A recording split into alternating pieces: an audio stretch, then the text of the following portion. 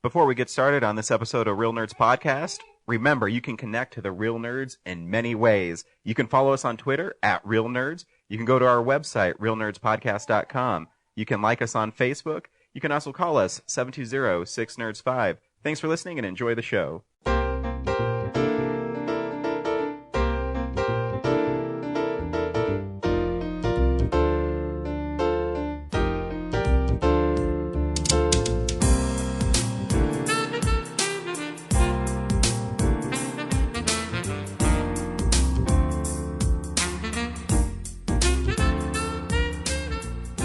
Welcome to Real Nerds Podcast, unofficially the official podcast of Denver Comic-Con 2016 and beyond. I am Ryan. This week I am joined with James. Me. Hey James, how's it going, buddy? It's going well. I know, we're recording really early this morning. It is, yeah. I'm looking forward to having like a whole Saturday. I know, my dad has this thing called Family Game Night. Lame. But he's changing it up to family playing games in the park. Less lame. So we're gonna go play like badminton and stuff. Cool. So I forced you to come here early and You hang didn't out force me. I had two choices. It was early or late, and I was like, well, we never do early. I don't know. And then my son is rocking his dinosaur pajamas. He's adorable. He loves them. And by rocking, you mean like walking around. Yeah. Yeah. I mean, he's still like nervous. Like he holds on to things as he walks. Yeah, but like you can tell that he's strong enough he can just do it. Yeah, if he sees stuff he likes, he'll walk. But when he's he likes to haul butt around the table and hang on to it. Yeah. If you're wondering where Brad is, Brad's actually in Kansas City showing his film. So cool. Good luck, Brad. I'm sure it'll go over very well. Yeah. I always forget the name of the thing. That's like KC Film Fest showing movie place. I don't know why I can't ever remember where he's at. But if you're in Kansas City and you say, oh, there's lots of artsy things around here, that's probably where you are. Yeah, that's where he's at. But you should go see it if you're in Kansas City. Jean-Claude Van Damme's Damn Van. Of course, this will be out before after his movie shows, but hey, maybe I can send it to you psychically. Congratulations, Brad. Yeah. He's touring the country with his film. Yeah, that's cool. Yeah, that's awesome. Every week we go see a new movie and we podcast our experience to the world. This week we saw Pixels. Stay tuned for that at the end of the show. We'll play the trailer, review the movie, and kind of spoil the movie.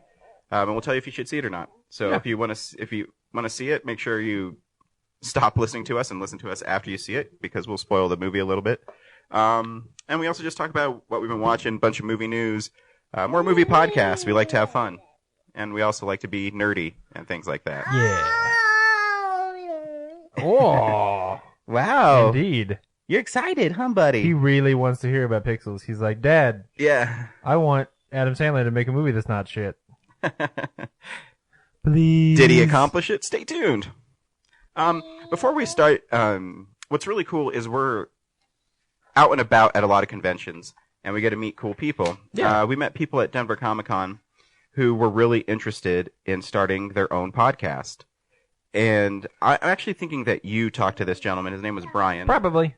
Because I don't remember speaking to him, but I talked to a lot of people about starting podcasts there. But maybe he started a podcast. Cool, good. And I told him not to, so what the fuck is he doing? No, I didn't. Maybe when I describe it, you'll remember him. Because when I don't remember talking to him, but I could have too, because we talked to so many people. Yeah. And forgive me, Brian, but it sounds like something we would talk to someone about. Yeah. Anyways, he started a podcast called Human Coupling Podcast. Was created by Brian and Marissa because they felt there was no representation for couples like them in the media. Yeah, I think I do remember these guys. Brian and Marissa are an interracial, interability, intercultural couple who live in Denver, Colorado, and wanted to provide their unique perspective on life's journey and the human coupling experience. Human Coupling Podcast is a show about what it means to be human and be a couple. So whether you're married, divorced, dating, or don't know where you land, we're here to help. You can contact them. They have a YouTube channel. They also have email, humancoupling@gmail.com. Obviously, Facebook. You can like them, Human Coupling Podcast. You can follow them on Twitter. It's HMNCPLNG Podcast. And they're also on SoundCloud. So cool. You can find them. And yeah, that's cool. It's a really interesting idea for a podcast. Most important thing to starting a podcast, being able to be found. Yeah, or like our buddy Shia LaBeouf says, Just do it. Just do it. and he's going to offer you some encouragement right now. Don't let your dreams be dreams. Yesterday, you said tomorrow. So just do it! Make your dreams come true! Just do it! Some people dream of success while you're gonna wake up and work hard at it. Nothing is impossible! You should get to the point where anyone else would quit, and you're not gonna stop there! No! What are you waiting for? Do it! Just do it! Yes, you can! Just do it! If you're tired of starting over, stop giving up. Yeah. I love Shia LaBeouf. He's just such an encouraging guy. Just what do it! What a nice guy. Good for him. My favorite one of those is some guy edited it into Luke lifting up the X-Wing in The Empire Strikes Back. It's really funny. So check out his podcast, Human Coupling. We always say just do it. And then when you finally get it done, it's really rewarding. And I always tell everybody, they say, is it hard? Sometimes it's hard, and it becomes a grind, but I see movies anyways. Yeah. So at the end of the day, I'm just doing what I would do anyways. Yeah, it's just the time that is the suck at times. Yeah. Yeah, at times, but at the end of the day, I still have fun. Yeah. Even almost 5 years doing it, I still have lots of fun doing it. Yeah, we're getting there. We are. Now, what do you want to do? Oh, I should say we're debuting a new format to the show. It just freshened up. We're freshening things up. Because, I do want to thank my friend Joe Kempter for being the voice of our interstitials for so long. But I decided a few weeks ago that I wanted to change it up. And not that Joe's interstitials were great. It's just I've listened to 200 and... You mean not that they weren't great? Yes, not that they weren't great. I've listened to 212 episodes of Real Nerds Podcast multiple times. And it's like Wonder Bread. Eventually you just want to try whole wheat. And... so we're going to debut, and the reason I'm saying this is because we're going to start putting quotes from some of our favorite films that deal with the topics that we talk about. If you have an idea for a movie clip that you want to be an introduction to one of our little segments we do, email us or tweet us at realnerds@gmail.com, or you can tweet us at realnerds, and we'll put it into the show. Yeah. Just as long as it kind of makes sense. Because, not all of them are going to make sense. Yeah. That's why we also changed the box office style a little bit. We're just toying with things. And if you don't like it, say, hey, put Joe back on. We'll do it. So since we're talking about the box office, here's our box office predictions for next week. Does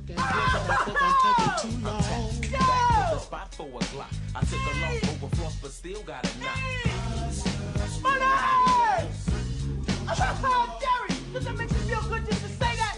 Say it with me one time, Jerry. Show me the money. That's it, brother, but you got to yell that shit. Show me the money. I need to feel you, Jerry. Show me the money. Jerry, you better yell. Show me the money. Show me the money. He's the loudest black man. I love black people. I love black people. Who's your motherfucker, Jerry? You, my motherfucker! What you gonna do, Jerry? Show me the money! Congratulations, you're still my agent. What comes out next week? Next week is Mission Impossible Ghost Protocol. Rogue Nation. Is it? Yeah, next week is Rogue Nation. You know what makes me excited? All the money. I predict all the money. I know. It's funny because for the box office one, the first thing that came to my head was, and you heard it, is Jerry Maguire, Show Me the Money. So it's fitting that Tom Cruise is introducing us to his movie. This movie, what makes me really excited, I read the review of it on The Hollywood Reporter, and I was thinking that the scene where he's hanging off the side of the airplane is the ending. That's the beginning of the movie. Oh, shit. They're saying that he does like crazy shit throughout the whole movie. Oh shit! And that the movie plays like a spy thriller Bond movie. So I'm stoked. I think this movie is going to do really well. Because I love how they're marketing it. Have you seen all the new trailers for it? No, I haven't seen all of them. The new trailers that are floating around, because I watch sports all the time, so obviously they're going to market that movie heavily on sports. The new trailer, it shows Tom Cruise hanging on the side of the airplane, and it says, if this crazy stunt looks real, it's because it is. And then they just show a bunch of stunts from the movie. So their marketing is a really cool way. It's like, you want to see some cool, like, you know, someone doing real stuff, come see it. Because I think after Mad Max, people are like, oh, I'd like to see practical stuff. Yeah, I like to see things that happen. Yeah, and so it's kind of cool. And there's some great articles. I keep on posting them. Tom Cruise did a cool interview with Yahoo Movies where he talks about that stunt hanging off the side of an airplane and what he had to go through to do it. And that he did it 8 times is pretty amazing. Yeah. Yeah, it's crazy. I'm really excited. I would say, I'm going to say 65 for the month, for the weekend. 65. Wow. I'm actually going to say it's going to open higher. I'm going to go 82. That's pretty high, but I'm going to say 82 million. All right. If you want an update from how we did last week, I'm going to win. I said Pixels was going to do 39 million. And let me see. I think last time I checked, I think it said it's going to actually outperform because they said they're worried it's going to do maybe 25 million. Man. And, now, oh, yeah, sorry. Now it did pretty good on Friday, but now they're saying it's going to be $24 million debut. So, bless you, buddy. Huh. So that's, I think it's because there's so many good movies out right now. I'm sure. And they released 3 movies this week. So they also have Southpaw with Jake Gyllenhaal that came out. And kind of taking away from their crowd is that Paper Towns opened, that, yeah. My Fault in the Stars author's book. Yeah. That's been, I don't know. Yeah, I'm sure that, you know, the Antoine Fuqua market is really sucking away from Pixels. But it's hard when Pixels is a lot same kind of demographic is going to be Ant-Man, where it's going to be young people. True. And, very true. Yeah, I don't think the marketing team did a very good job with that movie. But nope. Actually, I don't think that the marketing for Pixels or Ant-Man was terribly good. No, but the thing that Ant-Man had going for it, Marvel brand. Oh yeah, yeah, absolutely. I mean, Pixels has Adam Sandler, which sometimes I marvel at some of his movies that make tons of money. Yeah. And ones that don't. Yeah. But he's one of the most. Yeah, he can go from like like we talked about last week, like Jack and Jill can do amazingly, but then the Cobbler just sort of disappears, even though it. I mean, no, neither of us have seen Jack and Jill, but arguably, Cobbler's probably a better movie. Yeah, like I said, I'm always tempted to get it because it's only $2.99 on Blu-ray right now. Yeah. But there's something about it that I just don't want to get. Yeah. Make sure this pencil isn't sharp. There you go, buddy. I know, I just had to make sure the lead wasn't in it. I don't want you to stab yourself. or eat the lead. Num num num num graphite. Num num num num num. Yeah, I guess technically it's graphite. It's not lead anymore.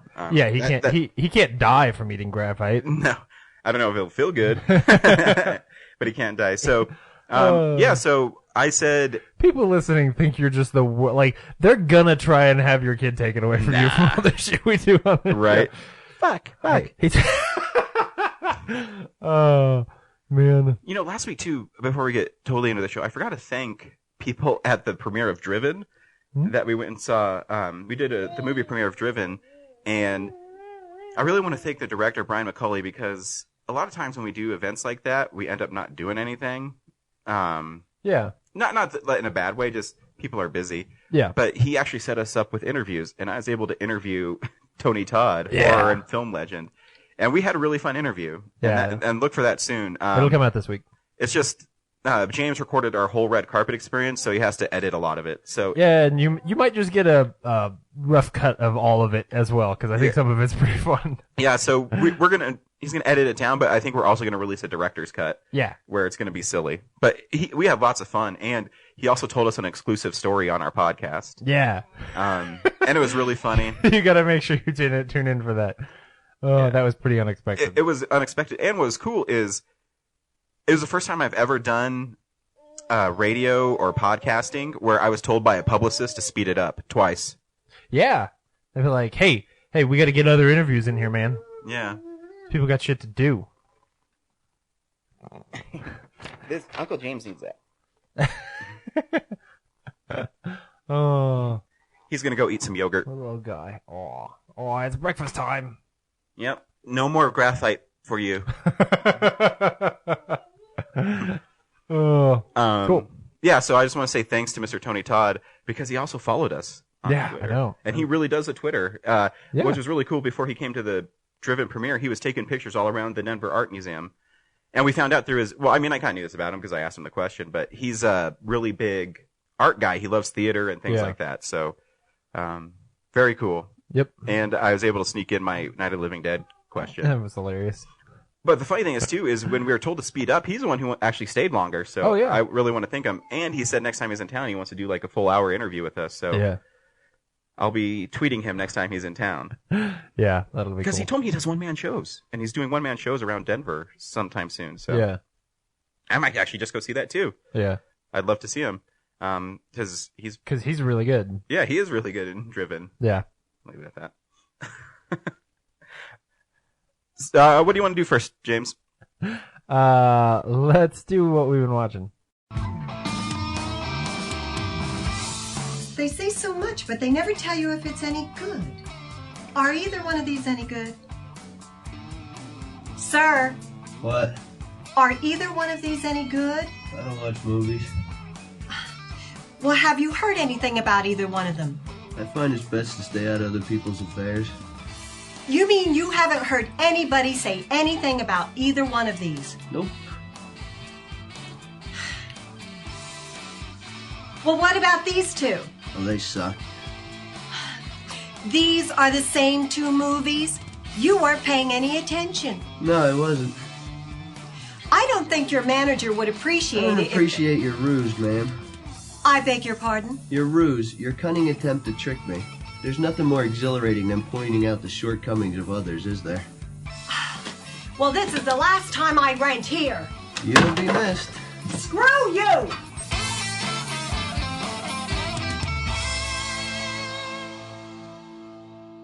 Cool. This week I saw a few things. I didn't go too crazy. I watched the Adam Sandler movie, I Now Pronounce You Chuck and Larry. Okay. It's all right. The thing is That's one of those ones that feels like it was, hey, they had a premise. it pretty much is. But there are some funny bits in it. The story is Kevin James plays a widowed firefighter who is trying to get his benefits, but transferred over to his kids, but he can't because his wife. I forget why he can't do it. Because contrivances. There we go. And so the only way he can do it is if he marries somebody and names them the beneficiary of his trust or whatever he has. Sure. So he decides to marry his partner Adam Sandler in gay marriage, and Which was highly controversial in 2008. yeah. So the story does have some really good messages about accepting everybody and stuff like that. But it has to be one of the few movies too. And Brad mentioned this last week watching Bill and Ted's. They actually say like fags in it. Huh. And then Adam Sandler learns that that's a derogatory term, and he has a thing at the end where he speaks about it. And I mean, that's cool. And there's some really, like Steve Buscemi's really funny in it. He plays like a fraud protector for the city of New York. And there's this really funny scene where he's playing basketball with Kevin James's kids, and he's shooting like really bad, and the scene just keeps on going. But it's really weirdly out of. So it's like one of those, movie basketball scenes, only instead of cross-cutting with like shots of people making the shots, it's just dudes playing basketball. Yeah, but Buscemi would purposely shoot the ball way over the hoop and stuff, and Oh, okay. and he'd do like hook shots, but they would be it was really funny, but he'd always get the ball back, but he'd shoot the ball so far away. It's just bizarre. But the movie, I mean, I still laughed at it, and I do have a soft spot in my heart for Adam Sandler. Sure. So I'll always watch his movies, and I still think they're pretty fun. It's not one of his best movies, obviously, but if you're bored and it's on TNT one day, there's worse ways to spend a couple hours. I also watched, this one actually took me by surprise. We were recommended Henry Jarvis, who will be back on the show for the Fantastic Four. Sweet. If all goes to plan. He's really, With his sexy voice. I know, he's really in production on his film, and he wanted to come on Fantastic Four. So hopefully he'll be able to do it. That's in a couple weeks. He recommended this movie in one of his emails. It's called They Came Together. Oh, yeah. And it's a send-up of romantic comedies. Yeah, it's from the guys who made Wet Hot American Summer. and it is brilliant. Is it? Oh, man, I kept wanting to watch it. I'll let you borrow it. Here's the thing. Cool. Is we've seen so many movies. Yes. If you know all the tropes of romantic comedies, it's fucking brilliant. Because so basically they took the idea of You've Got Mail, where Paul Rudd works for a huge candy company, Sure. and Amy Poehler runs a little mom candy, and pop candy shop around the corner. and all her And proceeds it's go called to the charity. candy around the corner. No, never mind. I think it's like the Little Sweet Shop. Of course it is. But all her proceeds go to charity. Like that's all her sign, so nobody pays for the candy. Yeah. There's All right. That's exactly. That's pretty good. And there's so many. There's just so many like moments. It is basically like Airplane. Where Yeah. the jokes, you either get it or you don't. Yeah. You either like the movie or you don't, and you have to know going in that it's totally stupid. yeah. Because there's a part where Paul Rudd goes to his office, and of course he's trying to get the big promotion, and so he has his friend who's the cool guy, and they even say like, "Hey, you're my cool friend who doesn't care about anything," and so they're playing catch with a football in his office, and Michael Ian Black plays like the douchebag, and so he comes in and Paul Rudd throws the football and it goes. And the guy catches it, but he falls out the window. And so Paul Rudd's like, "Oh my God." He goes over to hold him. They're like 30 floors up. And then Michael Ian Black like slinks in. He's like, "Hey, douches." And then, Paul Rudd forgets about his friend hanging for his life outside. And Michael Ian Black says, "Well, I'm going to go fuck your girlfriend now." And he reaches down and they have this, dish full of condoms unwrapped. And he picks it up and just like walks out. And his girlfriend is Kobe Smulders, who's, Robin in How I Met Your Mother, Maria Hill in The Avengers. Yeah. And so Paul Rudd comes home, he's going to propose to her, and she's getting like totally fucked by Michael Ian Black. So Paul Rudd is like looking kind of at the camera, but his back is turned, and behind him, his girlfriend's being just like totally railed. It's so bizarre, but if you get the movie, it's really, really fucking brilliant. Okay. It's not for everybody. I don't think everybody's going to laugh at it. Right. But it's bizarrely funny. All right. Cool. I think you might like it. Yeah. I think it's 50-50. Because usually that kind of super wacky, off the wall stuff I don't like, but I bizarrely became obsessed with Wet Hot American Summer after seeing it. Exactly. So it's the same kind of humor where, I mean, it's like throwaway this is where it reminds me of the Airplane and Wet Hot American Summer is. So Amy Poehler and Paul Rudd hate each other, and they go to a costume party where they're supposed to be introduced to each other by their friends, and they both come as Ben Franklin, and that's why they came together. And they met, and so they're talking, and she says, "You know what? I don't even know how you sleep at night." And Paul Rudd says, "Well, I jerk off and pass out like most people." It's really funny. I really liked it. Okay, cool. But I like those kind of movies. I don't know if everybody will get it. Right. Then I watched the last two things I watched were some 80s horror. I watched a movie called Madman, which is an 80s slasher film. And there's a certain amount of charm to the 80s slasher genre. Like I don't know if it's not a good movie. But there's a certain amount of charm to it, if that makes any sense, where it's so corny. And it's not to be confused with I, Madman, which I also got, but I'll watch that this week. But Madman is about a deranged, his name's Madman Mars, he's basically like a Jason Voorhees, where he just shows up and kills people. Sure. But the stalking scenes are so long, they're almost comically... Like excruciating? Yeah, okay. It's because there's this part where this girl is trying to walk up a hill. I'm not even joking. And they do a POV of...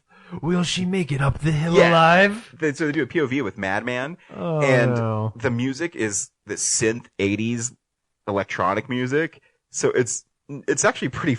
Not bad music, but it's funny because it's always like... and this lady just can't get her footing walking up a hill. Is it like the It Follows score, only horrible up a hill? Yeah. Yeah. Oh, that's bad. So And just before he gets... Not that the Follow scores are really good. No, the but Follow yeah. score is great. This Madman one is interesting. He keeps on, she keeps on trying to go up the hill, and she's almost gets caught by Madman, and she finally makes it by putting her foot on a rock, and she makes it, and every time the Madman is stalking people, all you see is like his hand. So it's like Does she know that the Madman's No. stalking her? Or she's just strolling. she's just yeah. So it's just a really intense stroll. Yes. Okay. She's looking for one of the counselors that went missing. And every time he's about to get him, they just show his hand that has a scar on it. So, like, just before he grabs her, as she goes up the hill, it's just his hand. It's like the creature from the Black Lagoon, Yeah. but not as cool. Is there also like a scene where she quietly reads a book and maybe something's gonna happen to her? No, but they always come up with these stupid things where there you go. Well, you stay here. I'm going to go look at this by myself because we can cover more ground while people are being murdered. Like, I think that's the last thing you should do is split up. But anyways, I think why it's really infamous, I guess is a better word, is the music is really unusual. I mean, it's not like bad music at all. It's just unusual for a horror film. And the kills are really graphic. Sure. But the rest of it is, the acting's not good. Right. But the cool thing is I always wondered what Vinegar Syndrome was at the Alamo Drafthouse. And it's actually an imprint of Blu-rays that make cult movies and horror films, and they just put them out on Blu-ray. Okay. So they made it, and they have, this Madman has a 2-hour-long documentary on it. Wow. So, I mean, they make really good Blu-rays. And they do the same thing Scream does, is they have reversible covers, and... Cool. Yeah. So, the last thing I watched was The Howling 2, which got a lot of traction on Twitter. It did. Apparently people care a lot about The Howling. I know, The Howling 2, and it's not a good movie. Now, this isn't the one where they're pig people, right? Is that 3? Yeah, that's The 3. Howling 3? That's marsupials Okay, yeah. that you still have to watch for shit show review. I do need to watch that at some point. I don't want to. In this one, the subtitle is Your Sister's a Werewolf. And they say it like 5 times at the end of the movie, like, your sister's a werewolf. But it takes place almost immediately after the events of The Howling, where Dee Wallace's newscaster turns into a werewolf on screen to show everybody werewolves exist. Yeah. And so it picks up at her funeral, where Christopher Lee is there, and he's a werewolf hunter. And why wouldn't he be? Yeah, he's not doing anything else. And so he's there to warn people of the coming of Sturba, who is the werewolf queen. Okay. But what I like, the reversible cover of... Played by Aaliyah. I wish. Yeah, she was like 1 at that time, probably when the movie came out. So in America, it's called Howling 2, Your Sister's a Werewolf. The reversible cover has the European edition, and the cover isn't as cool. I like the American one where it's like this punk rocker, like werewolf, like shredding through the poster. Like she has sunglasses and fangs and like claws. I think it looks really cool. The European cover doesn't look as cool, but it says a Howling 2, and the subtitle is Sturba, Werewolf Bitch. So I'm like, so that's the one Oh, that's awesome. I know, so that's the cover I put up on my Blu-ray. Werewolf bitch. I know. The movie is not... See, it's funny because she's part dog. Yes. Yeah, the movie's not good, but I can see why it's popular, because there's tons of violence, Okay. gratuitous nudity, Sure. and it's super campy. Sure. And what's cool about the Scream Factory Blu-rays is they always interview people from those movies.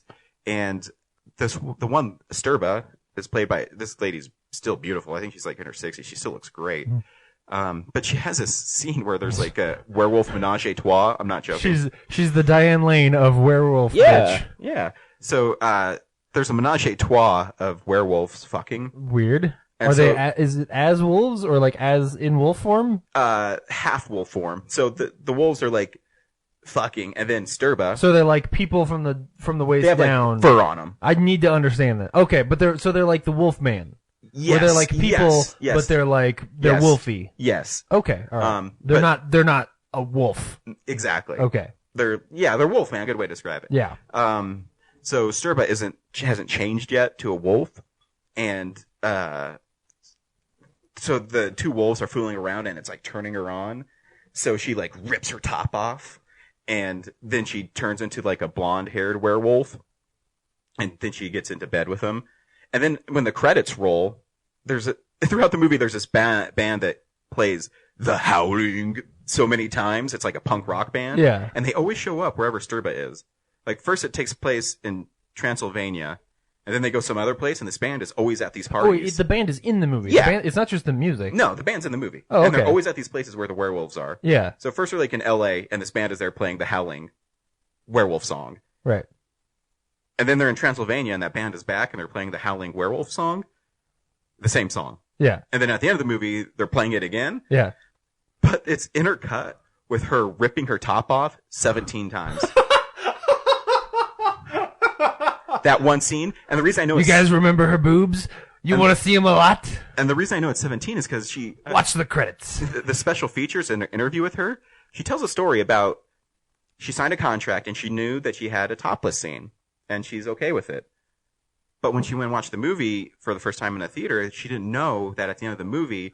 So what they basically did, they cut scenes from the movie where people would open their eyes really wide and it'd cut to her ripping her top off. Oh, yeah. I love these people. Oh my goodness. So over and over This and is over again. horrible. Over and over and over again. So it's like her ripping her top off and then a shot of somebody like, what? Yeah. Or licking their lips. I'm not joking. Oh my And goodness. She was furious. She should be. She walked to the office right after the movie, like walked right past the secretary, she said, went into the producer's office, and she said, I cannot believe you did this to me. She said, but she said that the people were just loving it. But she said, that's, it's kind of degrading, you guys just doing that to me over and over and Kinda. over. And she said she got in a huge argument with them, and it went back and forth, and originally it was 30 times, and she cut it down to 17. No. And if you get the Blu-ray of The Howling, they show the original cut, The Howling 2, they show the original cut of it, and it's pretty gratuitous. Wow. So this is like, the credits are rolling on top of this? Yes. But, so it'll be like, it'll show the credits, then it'll cut to someone's eyes going big and her ripping her top off, then it'll show credits, then it'll show someone's eyes, then her ripping her top off. Yeah. It was originally like 30 times, and she was really upset about it. Yeah. So she It's went horrible. and she had him cut it down to 17. And that's the only reason I knew the number. 17 is still ridiculous. Yeah. Yeah, it's not because you went back and were like, I gotta see how many times did they do this? This is insane. The rest of the movie, it's about werewolves and So that scene is the best. The reason it's in the credits is because it's the best scene, exactly. not just because of boobs. The rest of it's pretty hokey. Yeah. And it's not that good of a movie, but it's campy and it's gory and full of nudity and there's worse things. It's called Creature. Sure. Yeah, that's what I watched this week. Cool. I don't have a lot, but I did finish. I finished the X-Men: Days of Future Past Oh man, I still need to road watch that. cut thing. I heard it's great, but it doesn't add anything to the movie. Yeah. Do you like Days of Future Past? Yeah, I love it. Yeah, this one's got Rogue in it for a minute. Sweet. Yeah, it's not radically different, to be completely honest. Like, her section of the movie, like, the reason they cut it is because you can, you know? So it's not a whole lot of stuff. I think actually there's just little bits of dialogue throughout the movie that I think are adjusted a little bit too. That's Those what Blu-ray.com said. Yeah, those are actually probably more, like, there's one scene, I can't remember which one, but there's one scene where I was like, oh, okay, that was actually substantial. Like, there was a little bit more, like, backstory just in one little piece of dialogue.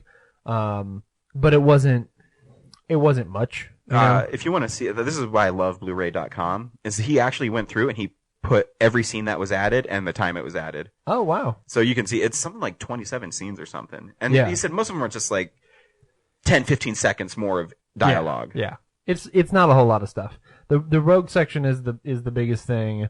And it's cool. Like, it's neat to have her in the movie.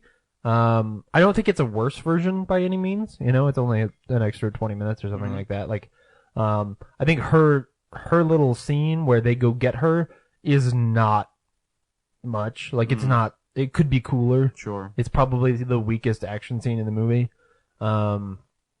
But yeah, I mean, if you don't own that movie yet, like, that's the one you should buy. Yeah, because obviously. it comes with the theatrical version as well. Right. Yeah. But if you're somebody who's like, oh, I gotta run out, like, I wouldn't necessarily recommend going and paying the $22 and upgrading. You know, even if you are like, I'm gonna go trade in my copy of my old copy. That's what I did. But Tradesmart gave me $9 for it, so there you go. I ended up paying like $10 for it. So yeah, I mean, that's not bad. But even at $10, it's like, wait until it's like 15, where you get a good deal. I think it's $14 right now on Amazon. Is it? Oh, okay, good.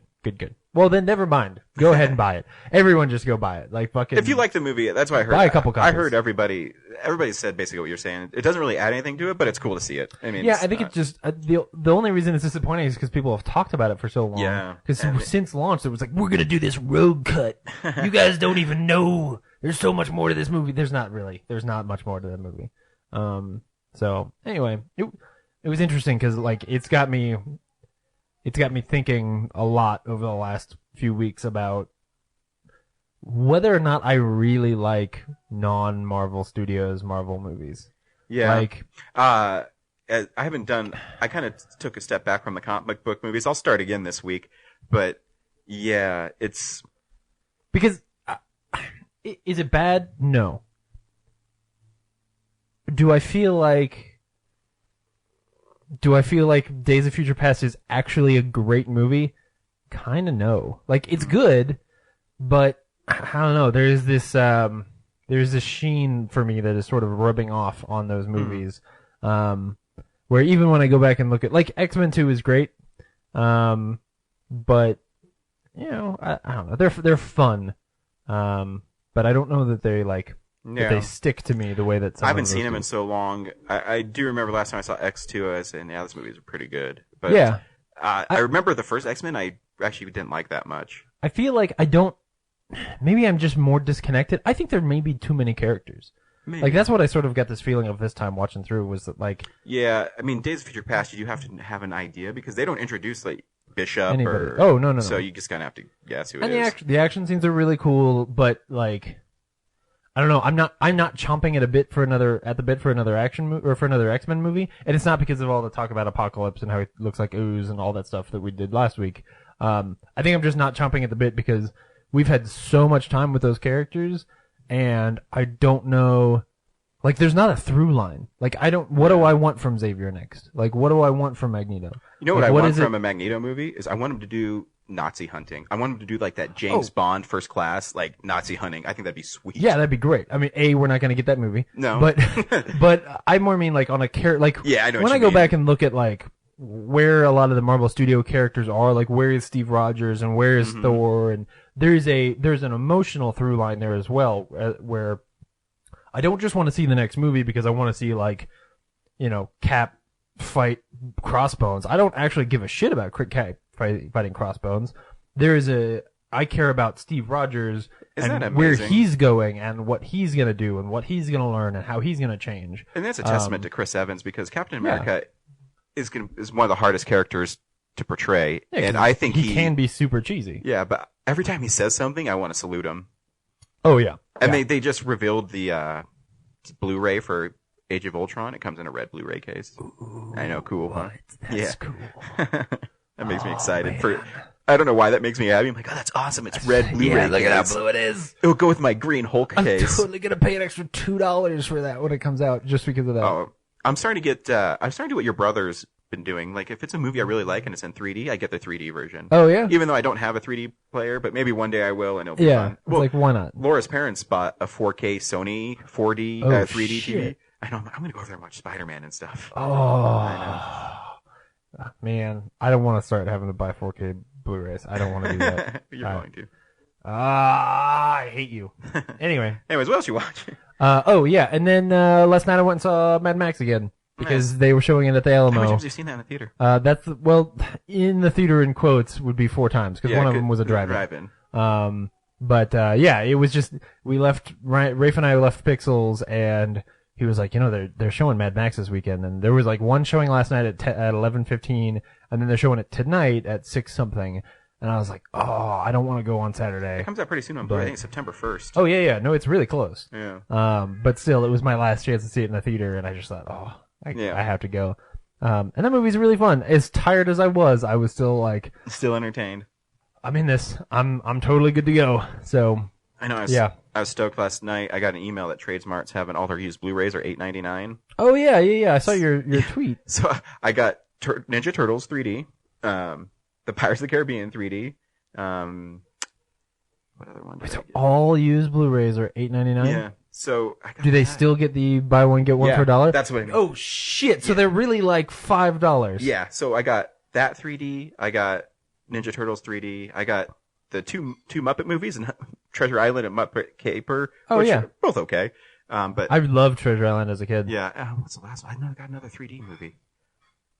I got Into the Woods. And so, not like the greatest movies, Yeah. but But for $5. for $5, I still have my receipt here. It cracks me up. Yeah, I saw it. I was like, I saved $25. $159 Oh my goodness. because How long are they doing that sale? till Sunday.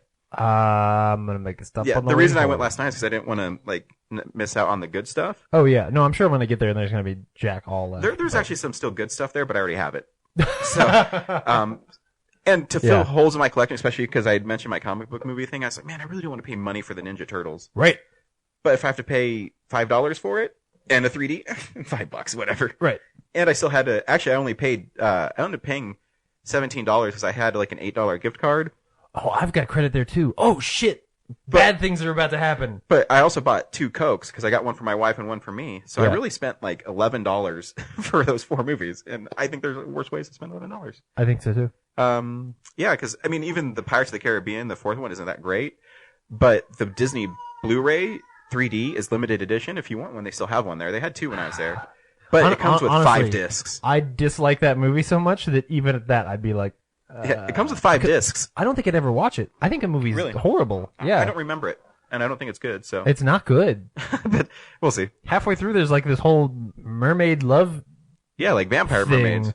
Yeah, no, but one of them falls in love with a dude, Oh, and that's then I'm right. supposed to give a shit. I and don't then- remember. There is too much not Ian McShane being awesome in that movie. I don't remember it. All they needed was Johnny Depp being funny and Ian McShane being a badass and there being a treasure behind a waterfall or some shit somewhere. Like that's all I Oh, that's wanted. right. It's like in a cave. I don't remember the movie at all. Right. When did it come out? 2012? I don't know. No, before that. In my nightmares, it came out in my nightmares. I don't remember, but I'll watch it again. Whatever. It was $5. Yeah. That's how I reconcile. Now you it. got me really curious. I know. I mean, I put 12 Years a Slave down for that 3D Pirates just because it was a 5-disc limited edition, and the one I got was never opened, so I was like, oh, it's brand new. Here's the thing. I don't even know that I disagree with that because while 12 Years a Slave is a much better movie, I don't know that I would ever watch that That's what I either. mean. Like, it's so great. I'm like, I don't know if I want to be punished again for 2 hours. Yeah. Like, in the same way that I never want to watch Pirates of the Caribbean 4 because it's bad, I never want to watch 12 Years a Slave because bad. Yeah. But here's the thing is, if you don't have, like, Lost, you can get, like, seasons of Lost for $5 on Blu-ray, is what I'm saying. I'm still missing 3 seasons. They have 3 and 4 there. I have 3 and 4. Oh, yeah, that's the only It's ones they have. the problems are 2 and 6. Okay, if I ever see them, I'll remember. Yeah. Come here. Hi, buddy. Come here. Come on. Come be on the show. Or just stand there. He's like, fuck you guys. Losers. Yeah. Talking on the internet. Totally. My dad's an idiot. Yep. Anyway, that's what I've watched. Cool. Here's a comic book you should pick up this week. Notice anything unusual about Santa Carla yet? No, it's a pretty cool place. If you're a Martian. Or a vampire. Are you guys sniffing on newsprint or something? You think you really know what's happening around here, don't you? Well, I'll tell you something. You don't know shit, buddy. Yeah. You think we just work in a comic book store for our folks, huh? Actually, I thought it was a bakery. This is just our cover. We're dedicated to a higher purpose. We're fighters for truth, justice, and the American way. Hey, man, read this. I told you, I don't like horror comics. Think of it more as a survival manual. There's a number on the back. And pray you never need to call us.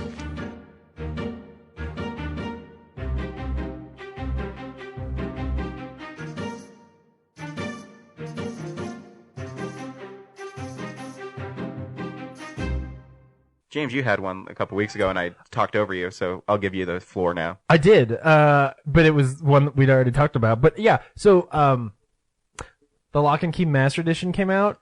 Oh yeah, it's beautiful. It's gorgeous. Like I've talked before about how much I love IDW's hardcovers, but this is even better. Like it's got all the things you would Is expect. it oversized so too? Yeah, it's oversized. It's the first 2 trades or storylines, I should say. And it's got all the stuff that you would expect of, you know, concept art and everything awesome at the back of it. It's really amazing. I'm impatiently waiting for the next 2 to come out, but if you've never heard me talk about Lock and Key is one of my favorite things ever. It's a really fantastic story about a house with a bunch of magic keys that do a bunch of magic things. So the short version is there's a death key. If you put it in the death door, you walk through it, you turn into a ghost, and you can fly around like a ghost. And here's the thing too, is James doesn't like horror. So if James is recommending a horror comic book, know that it's really good. And it is a horror comic book. Yeah, some bad shit happens in that book. Yeah, there's no getting around it. But it is so inventive and so creative. It's one of those it's one of those things that you read it, and it's such a simple premise and such a well-told story that it feels like a story that has always existed. Like, it's just really well told. Written by Joe Hill, you got to check it out. Go to Colorado Crimes Cards of Comics. They've got trades of it there. And if you've read it before, or you borrowed it from somebody, like, go get the Master Edition, because it's just good to hold. Man, when I got it and I opened it up and just buried my nose in it and was like, oh, it smells so good. Like that new ink smell on comics. Oh, it's so good. Anyway, pick it up. Very cool. I'm excited. They announced a new Spider-Man book called Spidey. And is this the one where he's like in school again? Yeah, he's in school, but it's like fun Spider-Man. Yeah, with I'm Dan cool. Slott. No, Dan Slott's not writing it. It's I think I want to say it's Nick Spencer's writing it. Oh, cool. We met him at Denver Comic Con last I year. don't know if that might not be right. I just read the article. Either way, we met Nick Spencer at Denver Comic Con last year. But it's also drawn by, man, I can't believe I'm blanking right now, but it sounds really fun. Cool.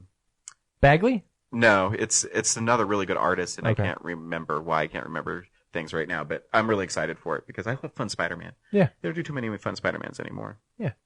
He's all serious I just want him to, like, fight the Rhino. I know. I just want him to, like, fight the Shocker. A super serious Spider-Man written by Joe Kelly was fighting the Rhino, and is maybe one of the best Spider-Man stories in the last decade, because it was amazing. Yeah. Amazing Spider-Man 624 and 625. You should pick it up. News.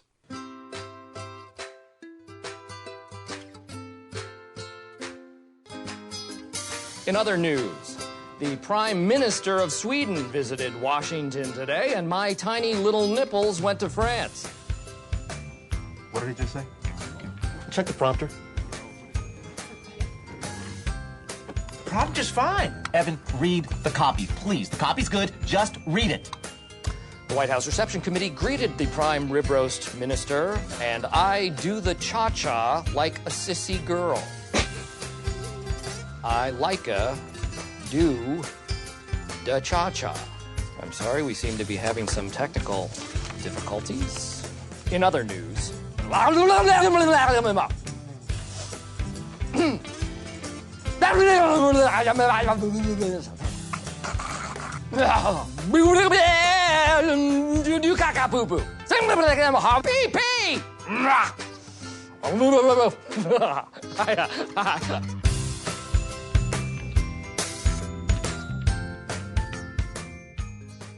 There's really not much this week. Did you see what might be some little images of the Spider-Man suit? I like the idea of it squinting. I think that's kind of cool.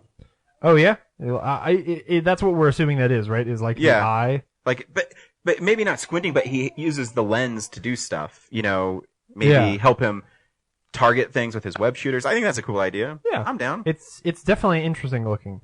But we also don't. Yeah, we assume that's what it is. Yeah, and you also know too that Marvel's making it. They're not going to make it totally goofy. No. And there is. So the question is, if it is either of the like black suits, would you think that was cool? Like if it's either the ultimate suit or if it's the that one where he's got like it's like the futuristic looking one. Yeah. I wouldn't care because the image is like. It seems like it's red and black. Yeah. So, it's actually going back to the original design by Steve Ditko, because originally it was red and black. It wasn't red and blue. Yeah. I think that should be cool too if they put the webbing in between his arms so he'd help him glide. That would be neat. Again, just a little throwback. The most important thing is is who's the man underneath it? Sure. Yes. Always true. The character. And it does have to look cool. Like, I think the Amazing Spider-Man 2 suit is a pretty awesome. Yeah. I think it looks really good. Yeah, it does. Except maybe the spider, but spider's a little goofy on the back. Oh, yeah. But other than that, I think he still looks really good. Yeah. Yeah. I even like the Amazing Spider-Man 1. Yeah. You know? Makes sense. Yeah. We're gonna get a sequel to Jurassic World. So I know you're excited. I wouldn't say I'm not excited. I just hope that they make some changes. He's just leaning up against the wall dancing. I know. It's weird. He's being cool, man. Yeah. So yeah, I want more practical dinosaurs. I like Jurassic World, so. And I want a story that's a little bit different than what I've heard before. That's all I really want. And I don't think that's right. Am I asking for too much? Yeah. What? Practical dinosaurs are expensive. I don't give a shit. 200. It is going to be. It is the number 3 highest grossing film. Like it's at 1.6 billion or something. They have a fucking ton of money. Dude, I was actually Universal's having an amazing year. Build a robot. Universal's having an amazing year at the box office. Yeah. Yeah. Then they've got enough money to build a freaking robot. Just for the close scenes. I'm not asking for a lot. I just want, if there's a shot of just the head of a dinosaur, build the dinosaur. And then, write me a story that's actually worth telling. I would love, all the things that Bryce Dallas Howard thinks about her character, I would love a story about that. I would love a story with a, strong female lead and, that would be great. She's coming back, so maybe she'll get the chance. Good. Oh. I don't really want that character back. Well, maybe she's grown since then. Maybe in between the movies where you don't see, she's grown. Yeah, maybe she's a bat. Oh, yeah. Maybe her and Chris Pratt are dinosaur hunters because they got off the island and they have to go track dinosaurs down. Were we on the air talking about, what I want that movie to have been? Of course. Remember, you went on a 20-minute rant about what you wanted the movie to be. Not what they made the movie, what you wanted it to be. But I mean, did I say on the show how cool I think it would be if her character was the one who was, afraid of dinosaurs? If she was actually the person running around saying, that this was maybe kind of dangerous. That while everybody else was no, everything's fine. She just had this innate, she was the only person left who just innately was afraid of dinosaurs the way I'm afraid of snakes. How that would be really Indiana Jones? Yeah, right. So if she was just even if it was a brachiosaur, she was oh man, they just startle me and I don't like them. But she's in charge of the park. I don't remember this conversation. Then at the end, when she opens those gates, dude, that would have been really cool. Have her be the one who ends up kind of being right, even though everybody's telling her no, your fear is irrational. It's not a big deal. They're just dinosaurs. We've got it under control. He's just playing with the remote. He's just oh, damn, I want to watch some TV. Then Blu-ray. Then that way, at the end, when she opens those gates, when she runs over and decides, I'm gonna release the T-Rex. Spoilers. And it's totally awesome. Yeah. Then that's a character. I still think it's awesome. I think it's awesome because of the T-Rex. I don't think it's awesome because of her. Oh yeah, who cares about her? No, I care about. No, I don't. I want to care about her. That's my point. Anyway, moving on. They're making Sharknado 4. Of course. I didn't. Anyway, I've never seen a Sharknado. I don't. Part of me they're thinks not good. Part of me thinks I should watch them just because they're so part of they're not even that watch, but they're so part of pop culture that. Yeah, that's my problem. Is it's become this thing where they're intentionally making bad shark movies, which is fine. I've watched a lot of bad shark movies, but I find it less. Oh, look at him walking. Mm-hmm. I find it less entertaining than a real bad shark movie because they're trying to make it bad. Oh yeah, they're trying way too hard. I think with the original Sharknado that's not true because the original Sharknado is really boring because the first half of the movie is just them in a car in waist high water pretending there's sharks around them. It's a really boring, poorly made film. But the interesting thing with this one is that they're having this Twitter contest where you can decide whether or not Tara Reid's character dies. Which I think is partially interesting just because it's really more a question of do you want Tara Reid to be in the movie or not? If they continue to make more Sharknadoes, would you like to not have Tara Reid in them? Yeah, that's the old Robin where you called in the number and said, Does he live or die? But it Yeah. matters more. And then the very last thing I want to talk about is not actually news at all. I just want to get on a soapbox for a second. Because there was this article. I follow Slash Film, even though it makes me angry more than anything else. And so there's this article, and the title for the article is George R.R. Martin is also bored with Marvel's villains. Okay. So there is so much packed into that fucking title that it's annoying as shit. It's also not really what he says. What he's saying is he actually articulates it better than what I could last week. Which is what he's saying is he'd really like for Marvel, right? They have a habit of making movies where the villain is basically just like they have the same powers as the superhero, right? Which if you take a step back at it and you go like, oh yeah, that's exactly what's kind of wrong with it. Like the Mandarin has the same powers as Iron Man? No, the Mandarin does. I'm just wondering. He's on there. Red Skull's nothing like that. They use just a picture of villains from the Marvel movie. I know. So that Loki's on there. It also makes like Loki is on here, who's an awesome villain. Do you think Loki's super great too because of Tom Hiddleston? I think. Oh it yeah. is, Oh yeah. Tom The Hiddleston makes is it super great. Yeah. But what they're really talking about is like Ant-Man and the first Iron Man. Actually, the first two Iron Man movies. And he's right. Like it does make his little argument there is like how cool would it be? Like the combat is a lot more dynamic when the two villains have radically different powers. So if you take a look at like the Electro fight in Amazing Spider-Man 2, like that's a lot more fun than just two guys in robot suits fighting each other. Yeah. That scene is a lot more fun than the end of Ant-Man. Because even though I like the end of Ant-Man, it is two guys who have the same powers fighting each other. Only one of them has lasers, right? So it's a really it's an interesting little conversation, even though I don't terribly like George R.R. Martin. His thing is he said Spider-Man 2 is the greatest comic book movie ever.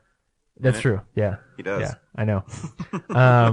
Though he says that Ant-Man is then like his number 2 behind it, which I disagree with. Well, a lot of people do love Ant-Man. It's really good. But I think you might be right because I mean, going back to Spider-Man 2, I mean, the fights in that are awesome because he has to fight someone who has, he can't get close to him, and it requires the writers and directors to come up with action scenes that are really dynamic and really fresh. That's why the Vulture would be a cool villain. It would be. That would be really cool. But the problem is, or the reason why that doesn't happen is because Marvel makes a lot of their villains character-driven villains rather than Obadiah Stane is a really great villain when he's Obadiah Stane, but the Ironmonger is not the most amazing villain in an action scene. But anyway, it's beside the point. The only reason I bring this up, I don't even terribly like George R.R. Martin as a whole, but the thing that just pissed me off was the way that they wrote this article and the way they titled it to make it sound like, hey, like nerds, this guy that you like, he's bored of this thing that you're all also bored of. Like they're trying to tell us that the vast majority of people are bored with Marvel villains and Marvel movies in general to some degree. It's disgusting. He's still chewing egg. And it's the new guy from who they just hired on to replace. That's always been my problem with Slash Film. Is they bait you with their article titles. I love Peter Serretta. I love his articles. He's great, and I'm sure that deep down he wishes he weren't running a site that was behaving that way. But it's a shame to see them kowtow to all the other shit trends that only exist because nobody reads the articles. And at this point, I don't read their articles either because their articles are also all written by a whole bunch of people who are inflammatory and not very interesting to read. Well, they're not the only ones because I also read MoviePhone. Did you read the article I put up on MoviePhone? No, I didn't. I don't think I said that. They ranked the Marvel origin stories from movies from worst to best. Okay. And they put Blade ahead of Spider-Man. Blade. You mean the montage of a section where it's like, my mom got bitten by a vampire while she was pregnant. And giving, Yeah. That's not much of a... That's not better than Spider-Man. Yeah, no. And wait, which Spider-Man? The Tobey Maguire one. No. No. That's way better. Yeah. That one's actually really pretty solid. Yeah, Like- that one's pretty much the comic book one, and that basically. Well, you're and telling I me mean, that, so is the Blade one, but the Blade one is like a montage to explain some shit so that we can move on to the part where he like cuts people with knives. Yeah, that's what I mean. Like, Blade it's- is not a better movie than Spider-Man. I'm sorry. No, no, It's not a bad movie. But no. But if you're really just looking at the origin, whatever. Yeah, I know. That's what I mean. We're letting somebody else's That's like, what I mean. top 10 That bullshit. They purposely do that to get you all riled up. Oh yeah. But anyways, these are the Blu-rays that are coming out this week.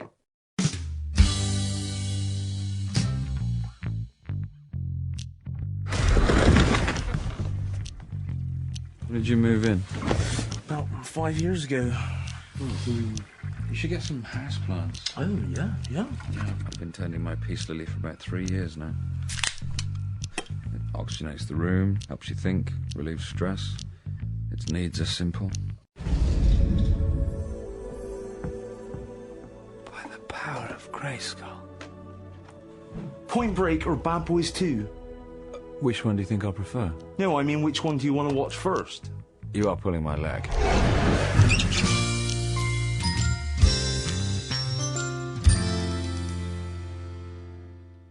See, What We Do in the Shadows did come out last week. Yeah, I know, but it was not on the list I last know. I week. checked that. I looked, and it wasn't on the list. Yeah. Home is the big release this week, which my brother saw. He said it was all right. Yeah, you know what? I don't like Jim Parsons' voice, so I don't like Jim Parsons. So I can't get into that character at all. He sounds Yeah. obnoxious. Yeah, my dad or my brother went and took he and his wife took Layla, Of course. my niece, to go see like her first movie, just a test, like whether or not she'd be okay. And it's adorable. She was able to sit through the movie, like she was engrossed. She wasn't, she didn't stir or anything like that, except that she got too into it. So like when bad things would happen, she would like really get upset. She was like, "This is which is interesting because I don't know that she. I want does you to that. feel that way about Minions. You should show her Minions. No, and then report back to the show. You should shut up. What if your niece said, "Uncle James, will you please take me to see Minions?" You would say no. No. You would say no to her? I would say no to her. You are a jerk. It is not my responsibility to like take her to all things she wants. Yeah, but you should still. What's great about being an uncle? I'll take her to go see Ant-Man. No, I won't. What's great about being an uncle is you can do that stuff, and you never have to say no to them. What's great about being an uncle is not me having to go see some shit movie again. No, it's about not having to say no to them, and you can, give her candy, take her to see the Minions, and she'll enjoy it. I hope she enjoys it. You don't understand me. I'm not that uncle. I guess there not. are plenty of times where like she'll be like, "James, I want to go do this." I'm like, "Nope, not gonna do that." You are a mean uncle. No, she needs to learn that she doesn't get everything she wants. Especially because right now she's an only child. She doesn't get everything she wants from her parents. You need to be the Nope. the facilitator for giving her what she wants. I will give her what she wants, provided what she wants is Buffy tapes and like fucking Gushers. Dude, I would cry if I had like a little girl and she came out and says, "Daddy, can we watch Buffy today?" I'd be like, "Oh, We can make that happen, Laura." my life is complete now." Never mind. We're just being silly. Oh, Ryan needs a little girl so that he can show her Buffy. That's what we decided. Yep. It is a hard job, fucking. Oh man. Anyway. Oh, that's true. Yeah, it's all up to everyone, you. And everyone says that it's hard to be the girl during pregnant. I'm under a lot of pressure too. Oh man. You did not jam my finger. You tore ligaments in my finger. He knows. He got it X-rayed. I did. Yeah. I didn't need to get X-ray, James. I could feel it in my I could finger. feel. Oh man.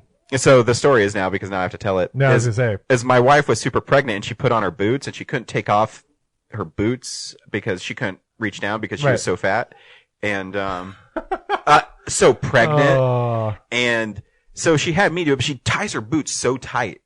No. Super tight. So I had to untie them and my finger got caught. Well, now and- she probably didn't tie them that tight when she put them on, but they're probably uncomfortable, so her feet swell. So then, by the time it came time to James, get them quit off, picking her side. So no, I'm not. I'm just saying, I bet that the boots are really a bad decision all the way around. They are. So I was untying them or making them looser, and my finger got caught, and I pulled it, and I hurt my finger so bad. Like when I was playing softball, I did. I couldn't even throw the softball right. I had to throw it a different way. And she's sitting there crying, I went in labor. They give her drugs. But what about my finger? Yep. No, it was after I had had an emergency C-section and I was recovering from my C-section. In the mom-baby unit, Ryan was like, God, my finger hurts so bad. I was like, you just cut a kid out of my stomach. Are you fucking kidding me? She's so high on drugs, I never once mentioned my finger Yes, you did. when we were in there. No, I did not. We should. Not in the labor and delivery on the mom-baby. No, I did not. Yes, you no, did. I did not. Yes, you did. Who has a better memory, me or you? No, you don't. No, I would never say that. I never once said that while you were in the hospital. He did. She's just trying to make me out to be a jerk. Kellen, do you believe daddy or mommy? Dad? I abstain. Good choice, buddy. Yeah, daddy. You just said daddy. Oh, he did. Yep. Aw. So, sorry, mommy. You know what he calls Laura? No. He does. Laura, am I lying? I'm not lying. He calls me daddy and dada, and he calls Laura no. No. Because all Laura does is set boundaries for him. Hey. Well, you just said that's her job. I know. It's funny. We watch Modern Family, and it's scary how much we're like Phil and Claire in that. Where Phil is the really cool, silly dad, and Claire is the mom who's a great mom, but she's really has to be in control, has to do everything. I'm like, wow, it's just like my wife. Well, No somebody's got to fun. do it. No fun. Somebody's got to be responsible for this shit. Right? Speaking of responsible, what's coming out on Blu-ray besides Home? Oh, yeah. That was a weird tangent. It was. Anyway, Justice League Gods and Monsters, which is one of their animated features. It's weird. It's not, it's basically taking their big three, Superman, Batman, and Wonder Woman, and just casting them as different people. So you got Lady Thor in it? Batman is now the Man-Bat, or I don't care. Whatever. Who gives a shit? The Stanley Cup or some shit? I don't know. Cherry 2000. So here's the story with Cherry 2000. I don't know anything about Cherry 2000. Except that Amazon has been recommending that I buy Cherry 2000 for about, What's it 2 about? months now. I don't know. Click on it. Let's read the description. I have no idea what It Cherry looks like 2000 is. It looks like a cool, like, Mad 80s Max, film, like late 70s. I think the box art's sweet. The box art is really cool. Alright, so where is... No, there's all the reviews. Right there. Editorial review. Okay, alright. Need a bounty hunter? She's your man. In the future, a man travels to the ends of the earth to find the perfect woman. Tell me about it, right? Right? Anyway, in this fun, futuristic sci-fi adventure, Melanie Griffith, something wild, is delightful and unflappable as a futuristic bounty hunter on a mission to find a robot replicant of a rich man's short-circuited wife. This is this is complicated. When successful businessman Sam Treadwell of Fight Club finds that his android wife, Cherry Model 2000, has blown a fuse, he hires sexy renegade tracker E. Johnson, Griffith, to find her exact duplicate. Why are there two of every one? I know, I thought... Anyway. What? But as their journey to replace his perfect mate leads them into a treacherous and lawless region of the Zone, Steve DeJarnette made his feature film debut in this... Oh, this is Steve DeJarnette of Miracle Mile, made his feature debut in this badass futuristic thriller featuring a wonderful cast that includes Ben Johnson, Harry Carey Jr., Lawrence Fishburne, Brian James, and Michael C. Seguin. But see, it's because you search for like Mad Max, totally. robots, and Oh yeah, I stuff mean, like that on the Amazon. customers who bought this also bought Miracle Mile, Zone Troopers, Hackers. Cool Hand Luke. Is that one right No, there? that's not. No, it looks like Cool Hand Luke, but it's not. I own Cool Hand Luke already. The Legacy. That's Scream Factory. Madhouse. Not Scream Factory. Robot Jocks, which Scream Factory. Robot Jocks, they have also been recommending to me for about 2 months. But yeah, it's also $20. I'm not buying. way. I'm not buying some weird Melanie Griffith future movie I've never heard of. The art's pretty sweet. Cover's awesome. So the cover is like painted. Yeah, like there's a city in the background. There's a car hanging vertically while I think Melanie Griffith's character is hanging out the sunroof while a dude is trying to pull her into the car. I love that it's futuristic, but it's a 1980s car. Oh yeah, yeah. And then there's like some sexy woman with a beam going through her. Yeah, she's probably the robot who blows a fuse. How come if they have robots that can be people, they can't replace their fuses? Like they don't have replacement fuses? Like, oh man, I blew a tire on this car. I have to buy a new car. Ironically, the DVD is more than the Blu-ray. Oh, wow, weird. Yep. Anyways, looks interesting. Yeah, not for $20, but you know. So Amazon will continue to recommend that to me for a while. Oh, there's one I'm getting down there. Helix Season 2 is coming out this week. I love the covers for Helix. Like the first one's really cool looking. That one looks cool too. Yeah. Ghost Town. Yeah, that's what I'm getting. Is coming out this week. I don't know. I know it's a gunslinger that's a skeleton. I don't know. Oh, okay. Is it a It's Scream Factory. Yeah. The good, the bad, the satanic is the tagline. Sweet. I think the cover's sweet. Yeah, it's a Western guy, like he's gonna, duel with you. Yeah, he's a gunslinger as a skeleton. But yeah, skeleton gunslinger. Yeah. That's a cool cover. Yeah, it's not. Oh, and the town itself is a ghost. See how it fades away? Yeah, Ghost Town. Ghost Town. All right, we'll see. Yeah. Ironically, Miracle Mile, which is also the movie I just mentioned in reading about Cherry 2000, it comes out on Blu-ray this week. There's I believe it's an Italian film called White God that I saw on somebody's top 10 films of the year so far. It's a foreign movie where I don't know, some dogs chasing a kid on a bike. I'm considering trying to get a hold of it because something about it seemed really weird, but anyway, I think that's pretty much it. Oh, and there's Zone Troopers. Oh, so all those ones that I listed, those were all being recommended because they all come out this week, so that's why. Because there's that Lee Marvin movie that looks like. Oh yeah, that's Lee Marvin. I thought it was Cool Hand Luke. Oh, Together Their Murder is the name of that movie. It looks like Cool Hand Luke. Prime cut. Oh, not when you blow it up. It doesn't. No. Like the. It's just the design. Yeah, the design looks like it. The graphic design looks like it. Cool. That's the movies. Awesome. This week we went and saw Pixels. Yep. James, should people go see Pixels? It is not the best movie that is in theaters right now, but I was pleasantly surprised. I laughed a lot. There's some dumb shit in this movie and some things that I really don't like. But if you saw the trailer and you're curious and you tend to think that Adam Sandler is funny, then yeah, you will probably like this. But there's funnier stuff and better movies in the theaters. Yeah, actually I had a lot of fun watching this movie. It was more fun than the trailers make it out to be. Yeah, the trailers are bad. I will say this: it feels like there's lots missing from it, and I'll talk about it in the review. It's got some momentum. But here's the trailer for Pixels. But I guess I should say that I guess you should see it. I think it looks amazing. Yeah. If you're looking for just a lightheart family film, there's really not that much cussing in it. Yeah, if it had come out in March, yeah, I would say 100% people should go see it. Yeah. So here's a trailer for Pixels. 3, 2, 1.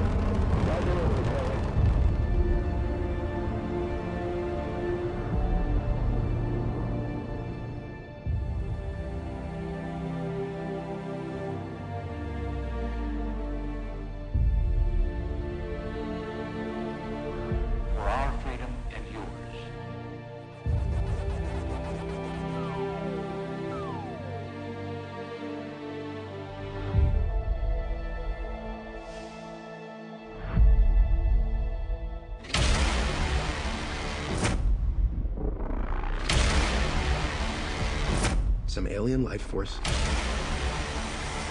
has sent real-life video games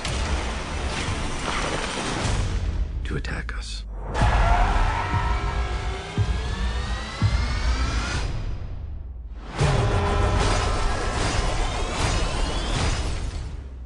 Pac-Man's a bad guy? Incoming! Donkey Kong. It's just a barrel. How bad can it hurt?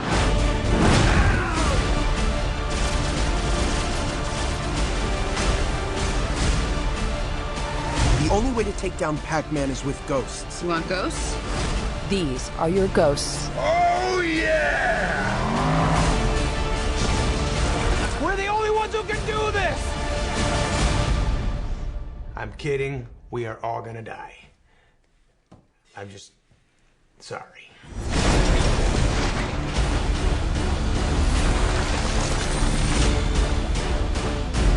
May I introduce to you Professor Iwatani, the creator of Pac-Man. Pac-Man is not bad. You'll see. Professor Iwatani, what are you doing? I will talk to him. He's my son. Hello, my sweet little boy. Look how big you've grown. It's so sweet. He's so sweet. I know. You're a good boy. Somebody annihilate this stupid thing! I think the movie visually is pretty spectacular. Yeah. The designs and everything. I think most of the characters are really funny. Yeah. The Billy Mitchell kind of dude. Peter Dinklage. Yeah, Peter Dinklage's character is really good. Yeah. And the dude, the conspiracy theorist, the Wonder Kid. Josh Gad. Yeah, he's really funny. Oh, yeah. The scene when he's with all the military guys. Oh, dude. And at first he's really nervous and he just breaks down and just starts screaming in their faces. And no Everything he says is incoherent hilarious. stuff. Oh, yeah. Yeah. You gotta reach into your pants and there's gonna be poop. And that poop is gonna be me in your pants. Not like you think. Yeah, the movie's cute. It's basically, I mean, the trailer says it all. Yeah. In this movie's like defense, the trailer not only says it all, they get the movie started real fast. It's like, here's a clip of them in the past, and then here's the future where aliens are attacking. Yeah. Like, they know the premise is stupid, so they waste no time at all trying to explain it. Yeah. And, but see, the thing that I like is, Adam Sandler's fun in it. You know, he's pretty funny, and, Michelle Monaghan looks great. Yep. You know, there's just little funny things. Like, I love the scene where she's in the closet drinking wine out of a sippy cup, and they're all talking about, you know, their relationship problems, and he goes in for a kiss, and she's like, "Do you even brush your teeth this morning?" I ate a Tic Tac. Yeah, it's really cute. And then there's moments of flashing of old, like, Adam Sandler, when they're in the White House and she has to go to the Situation Room and the president wants to see him. And he says, "Somebody's more important." That's from Happy Gilmore. Somebody keep this riffraff out of here. But the part where I was saying that the movie seems like there's parts missing. Remember, Kevin James became the president of the United States, and that's kind of actually a little funny joke where, you know, but anyways. I love every time he does anything, it gets up on the news as like, the world's in danger, but Kevin James is eating a cake. But see, that's what I mean. It feels like there's some scenes missing because he had that scene with Adam Sandler at the beginning saying where him and his wife were having problems. Yeah. And then they have that really awkward bakery laughing scene. I didn't get it. Yeah. That's a part of the movies I didn't understand, where it seems like the movie has pacing issues, but then they cut out things that hurt it. I don't know. Did you feel that? It feels like it has pacing issues. It also feels like everything that's not the action scenes that move the like plot forward are kind of the worst things in the movie for me. And so I would imagine that if there is more of that stuff, maybe it's not that good, and so they cut it out. Yeah, but then they should just cut out that bakery scene because to me, it's... Well, I think the joke, the payoff there, like, it's the newscast. It still kind of works. It's just the pacing is weird. Yeah, you know? That's what I mean. It just seems in a weird spot, and especially after 10 minutes earlier, he said him and his wife were having issues. So my guess is there's a scene where they have to pretend that they're having fun for the cameras. Yeah, maybe. But then later on in the movie, she's all lovey-dovey. I don't know. She only had like 4 lines in the movie, so I don't know what her point was. And it seems like she's not like a big actress, but she's well known enough. Yeah, she's the woman from 30 Rock. Yeah. I forget her name. Like Jane Kaczynski. Yep, sounds about right. Yep. But I had a lot of fun watching the film. You know, I really got into it too when the centipede attack happened and they grabbed the guns and were like lighting them up and stuff. And they're spinning around going like, "This is the best day of my life." And you're like, this is, it was funny. And Sean Bean did not die in the movie. Sean Bean didn't die. I know. It's insane. Spoilers. But I had a lot of fun watching the movie. Laura asked me if I liked it. I said I liked it. I had to think about it for a little bit because I still think visually it's pretty amazing. This is one of those movies that, like, at the end of the year when we have our list, I'll be going through and I'll be like, hey, remember Pixels? And we'll be like, oh man, that was this year. Like, this is a movie that I'm gonna forget pretty quickly. But I wasn't bored the whole time I was in the theater. Like, I laughed a lot. Yeah.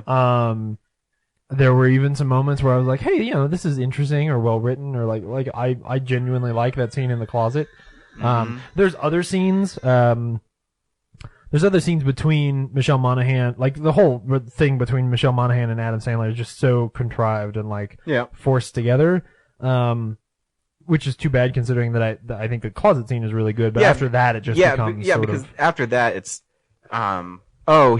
she didn't like him because he installed, computers, but now that he can save the world. Right, yeah, like they don't make her any better. Like she ends up still being like, but the one thing I do like is she's a really important character, like as far as where her position is. And I love that there's a robot in helping out at the government. There's fun little things like that. I absolutely hate the nerds are the best kissers line. And it didn't even bother me as much in the movie until afterwards when Rafe and Dan and I were talking about it, and then I was like, oh yeah, that was really bad. Because it's such a throwaway little joke, but it was just like there's things like I hate that they set up that he's basically like Geek Squad. Like I hate that they're using that whole thing again, but at the same time that when he comes to the door and the kid says to him like, and he has to say that line. Yeah, that's great. That exchange is really funny. It's almost like it's good in spite of itself. Yeah. If that makes sense. Isn't that kind of demeaning? It is when you bring it up. Yeah. I won't bring it up then. Yeah. It's pretty funny. But then, like the contrivance, the kid gets zapped up and you're like, You know what? Yeah, so that's the thing. It's like, whatever the first draft of the script was, where the idea and basic plot came together, was complete dog shit, and then somebody came in and like put a bunch of jokes on it to make it entertaining, but the core script is still there. Yeah. Like that's what it feels like. Yeah. Honestly, it feels like that. You're right. The script came to Adam Sandler. It's like, I'm going to make this funny. It's basically right. It's basically what it seems like. Yeah. To me. Or make it fun. Yeah. Like if I put my friends in this and we just like have fun, this will be good. But the rest of this is just. I did love too the last Donkey Kong thing. I thought was really fun. Where they're fighting Donkey Kong and. Because you're right. Visually, it's great. And Peter Dinklage is really good in it. Yes. I mean, because he's having fun and he's. I love that he talks like this. and his demands were. I want an island. Yeah. That was the best part. Oh man, that just killed me. I want a threesome with Serena Williams and Martha Stewart. In the Lincoln bedroom. You can have one of them. Serena Williams. You can have coffee with one of them. Yeah. It's Serena pretty. Williams, and it's a deal. It's pretty funny. Oh yeah, it's enjoyable. Yeah, but I mean, there's enjoyable, but there's parts. He has cheat codes engraved in his glasses. Yeah. But how does he apply that to real life when the Pac-Man's chasing him? Oh yeah, no, they never. That's what I mean. Like, it seems like there's just parts missing. I think they just don't give a shit about explaining that because and how the kid got the sunglasses. I think they're just trying to set it up that. Well, that's my point. Is like those are all beats. They're all plot points that are all really bad. Mm-hmm. Like I didn't really need there to be. I actually was kind of groaning when they were setting up this whole like, oh, there's gonna be like clearly something bad. When she was watching him like jump through stuff. Mm-hmm. I was like, oh no, like don't set up some plot where like there's strife inside the team or what. Like I just don't give a shit. Like just let me watch these guys play video games. Yeah, that's the thing is we already knew he was a cheater because he was in prison for it. So we don't need to. And we know he's not a cool guy, but yeah, whatever. Yeah, I really just wanted those characters to have lines of dialogue. Oh, and that's the other thing is that basically everything involving once they grow up, everything involving what Lady Lisa or whatever is pretty dumb and just not funny. Like when she shows up, it doesn't make sense. No, it's not funny. That's what I mean. There seems like there's just parts missing. Yeah, like Ashley Benson never says anything. Mm-hmm. Even and then Kubert. then Kubert turns into her. Yeah. And then they're Kubert babies. Yeah. So that's like bizarre. And the funny thing is, Adam Sandler actually says a line where he says, "Does anyone else think it's weird that it's just Kubert?" Oh yeah, like they're aware that what they're doing is insane. Yeah. But the whole Lady Lisa thing, it's hilarious when the kid's young. Like when he's talking to Lady Lisa, but she's not a real character. Like that's not a real video game. Like they made that part up. There's no payoff really to it, you know. I don't like it. Yeah. That movie's still fun. Yeah. Yeah. Yeah. It's harmless. Harmless is a really good way to say it. Yeah. Yes. Pixels is harmless. I'll still probably get it because I still had fun watching it, and I like Adam Sandler. Yeah, I would see it again. Like, I mean, I don't know that I would see it again today. I know it's based on a short film that I kind of want to see. So. Oh, really? Yeah. Oh, interesting. Yeah, some guy made a short film, and that's where they got the idea for video games attacking everybody. Huh. Okay. Well. So yeah, I mean, if you want to see a matinee of Pixels, I think you could do a lot worse. It's a lot better than Minions. There's that should be on their poster. Yeah. It probably should be, because then people would be, oh, it's better than Minions. Yeah. Because Minions has made $250 million. Yeah. Just wanted to remind you of that. I hate America. Oh, dude, don't be Iggy Azalea. You love America because you have a choice of choosing between Pixels and Minions. No, I don't. Actually, you don't. I didn't have a choice, man. You're on a podcast. You don't have a choice. I don't have any choices. But it's okay. Next week, we get to see Mission Impossible Rogue Nation. Yeah. And that one's going to be awesome. Yeah. I'm very excited. I know. I think I'm going to have to see it Thursday again. I'm going to try to see it at Alamo, though. I hopefully I can get done with work soon enough. Yeah. If I go see it at Alamo, I'll let you know. I have a feeling I may see it twice next weekend. Sweet. Because it's Mission Impossible, and I know it's going to be good. Yep. Spoilers for next week. Mission Impossible, you should go see it. Yeah. Until next week. James, thanks for coming by early in the morning. I appreciate it. Yeah. And next week, if you choose to accept this mission, we'll be here again. Bye. Bye.